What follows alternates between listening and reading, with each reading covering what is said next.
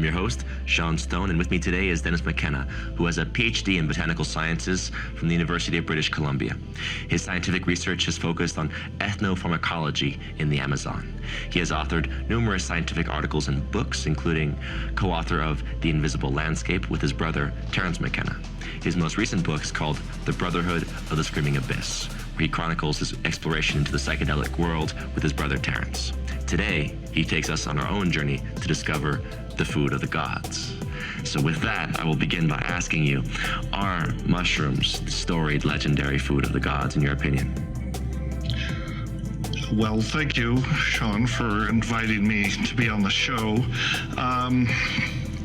Are mushrooms the food of the gods? Well, you have to recognize that it's a myth, right? But to address the possible truth of it, I think that the human species has had a very long relationship with mushrooms. They evolved in the same ecologies. Inevitably, people would have discovered them and had the experiences that they make possible.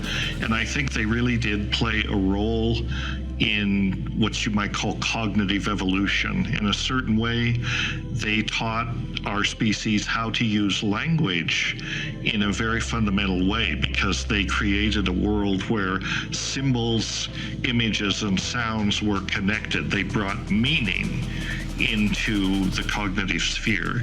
So in that sense, they were the food of the gods. They were also the forbidden fruit in a certain sense, because they brought knowledge to a species. And that was, I believe, that was their role. And I think you can make a pretty good case that that was going on, granting certain assumptions. Right. So the idea is that aside from people picking up mushrooms and randomly trying them, eating them, hallucinating, there actually were entire religions based around use of the mushroom, or at least the mushroom as an initiatory practice within a religious. Well, that came later. I think the discovery of the mushrooms, which was initially probably accidental. You've got a situation where you've got essentially hungry primates scanning the environment for anything that might be edible, and these mushrooms are, in the tropics, Psilocybe cubensis, the pan-tropical magic mushroom, psilocybin mushroom, is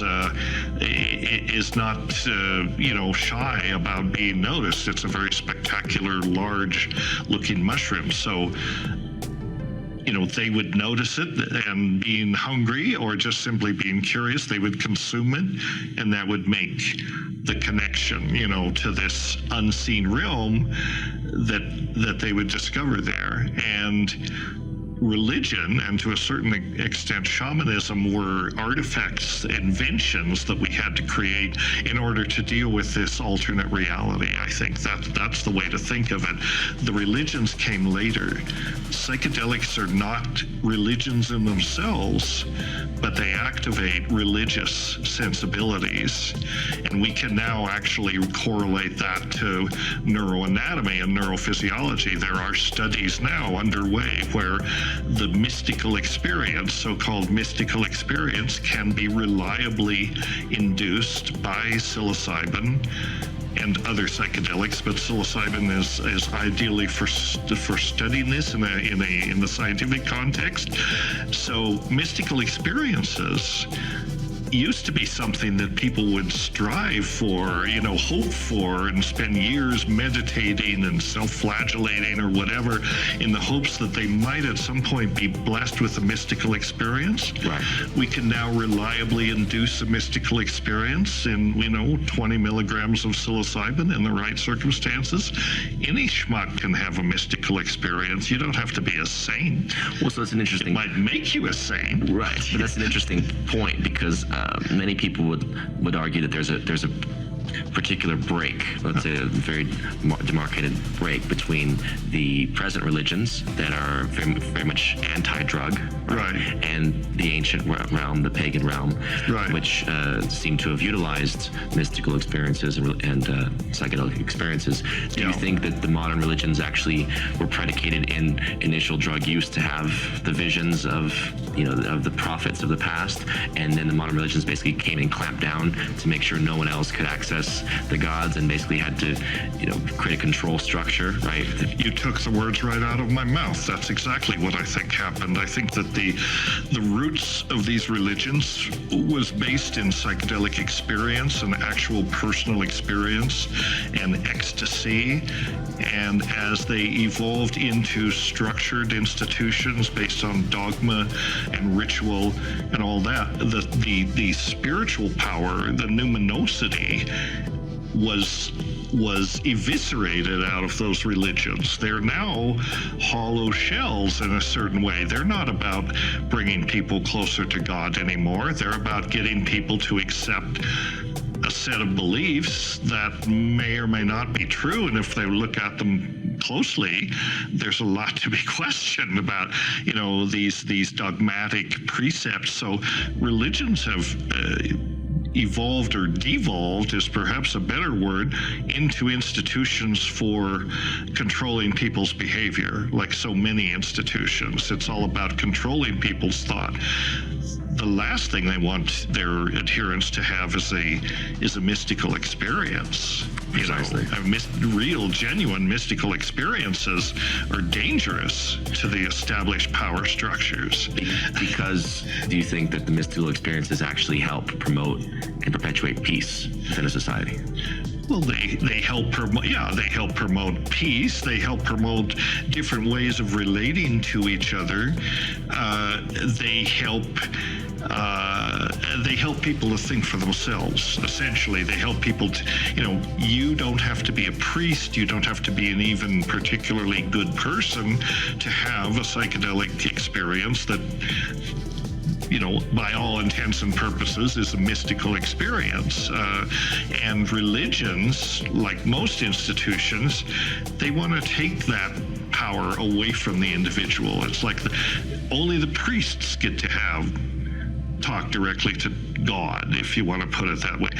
They'll tell you what you're supposed to think about this. You don't get to go talk to God, And so, in a sense, these mystical experiences and psychedelics as general, they're dangerous in that sense. Not that the drugs are particularly dangerous. The drugs are remarkably safe in the physiological, toxicological sense. Along a certain common sense guidelines are followed. They're dangerous because they give you dangerous ideas. Mm-hmm. Like back in the 60s, we saw the influence that LSD was having on society. And people were thinking, now, why should I go to Vietnam and kill somebody I don't know just because my government tells me to, So it encourages self-responsibility and individual thought. This is not convenient for power structures. They want people to be nice, consumer, obedient, consumer robots. So would you recommend any number of these hallucinogenics, from LSD to ayahuasca to mushrooms, peyote? Basically recommend anything to anyone, or would you say that they should be done within a context of more of a religious experience and under certain guidance? Well, I certainly wouldn't recommend them to anyone. They need to be used in a context. That's very important. Ever since the 60s, the earliest people, Leary and those people, emphasized the importance of set and setting. Setting being the setting needs to be appropriate, and then the set is what you bring to it, everything you might be, but also preparation. They should be approached very thoughtfully. These are powerful experiences, life-transforming experiences often. The outcomes can be fantastic. People have said, for example, of ayahuasca, one ayahuasca session is like 10 years of therapy. I don't know if I would go that far, but definitely these things can open up the mind and the heart and allow for insights and real therapeutic changes that talk therapy takes much longer to get there, and pharmacotherapy, as it's practiced by the psychiatric, the conventional psychiatry, doesn't really address at all. Most of the panoply of psychopharmaceuticals are either ineffective or barely effective, or effective in a much smaller group of people than they're prescribed to. And if we want to get off onto that tangent, which we may, I think psychiatry relies far too much on those things, and we need to find some way to reintegrate psychedelics into psychiatry. Precisely. We know now that opioids are killing more Americans than cars or drugs, right? So what are the alternative paths for people to take as far as drugs you're talking about, for example, that are not pharmaceutical prescribed drugs? Well, you mean for that kind of therapy?